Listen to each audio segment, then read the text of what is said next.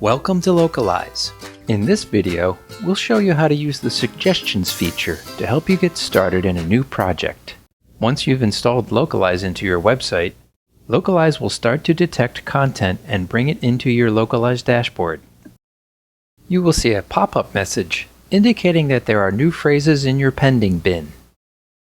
Click on the Go to Pending Bin button so you can review the new phrases. If you would like to learn more about how to manage phrases in your Localize dashboard, click Watch Video in the suggestion panel above your list of phrases.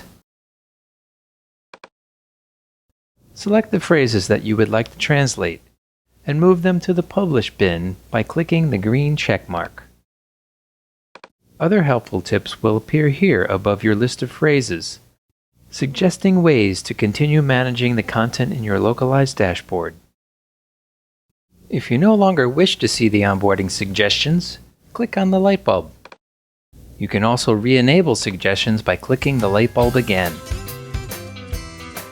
We hope that our suggestions feature will smooth your learning curve as you start to use your Localize dashboard to translate your websites and mobile apps.